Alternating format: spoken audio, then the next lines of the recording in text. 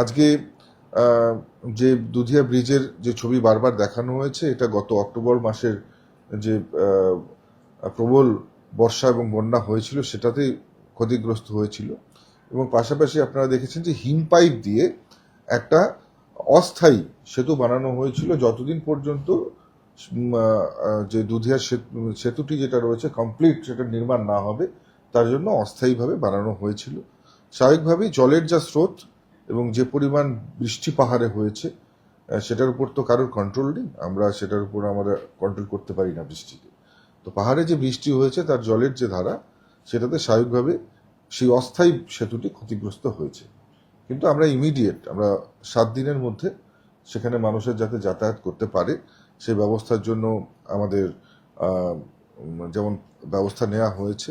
আমরা পাশাপাশি আর্মির সাথেও কথা বলেছি যে ইমিডিয়েট যুদ্ধকালীন পরিস্থিতিতে এই ব্রিজগুলো নির্মাণ হবে এবং আগামীতে আরও যে সমস্ত জায়গাগুলোতে এই ধরনের ঘটনা ঘটবার প্রবণতা রয়েছে, আমরা প্রিকশন নিয়ে রেখেছি, অলরেডি প্রিকশন নেওয়া আছে, যাতে কোনো এই ধরনের ঘটনা ঘটলে পরে ইমিডিয়েট আমরা সেটার পুনর্নির্মাণ করতে পারি, মানুষের জনজীবন যাতে বিপন্ন না হয়, সঙ্গে সঙ্গে যাতে আমরা সেটার ব্যবস্থা নিতে পারি, সেই ব্যবস্থা কিন্তু আমরা নিয়ে রেখেছি।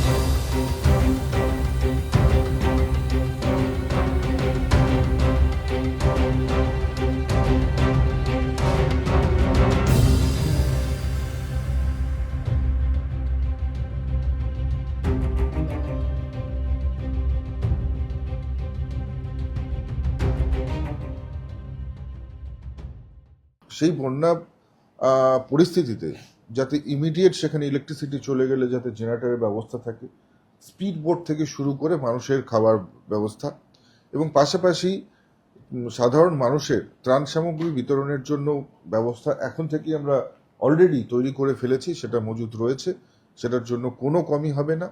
এবং পাশাপাশি আমাদের ডিজাস্টার ম্যানেজমেন্ট টিম যেমন এসডিআরএফ যেমন তৈরি রয়েছে, পাশাপাশি এসডিআরএফ এর সঙ্গে সঙ্গে এনডিআরএফ একই সঙ্গে কিন্তু তৈরি রয়েছে এবং যে কোনো পরিস্থিতিতেই আমরা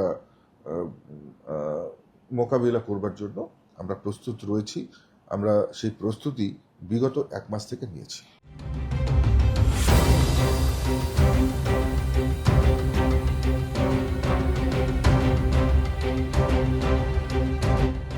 যেহেতু যোগাযোগ ব্যবস্থা বিচ্ছিন্ন হয়েছে, আমরা প্যারালালি অন্য রাস্তা দিয়ে তাদেরকে ঘুরপথে তাদেরকে যাতে আসতে পারে সেই জন্য আমাদের অলরেডি সেখানে ব্যবস্থা গ্রহণ করা হয়েছে। প্রশাসন তার জন্য তৎপর রয়েছে।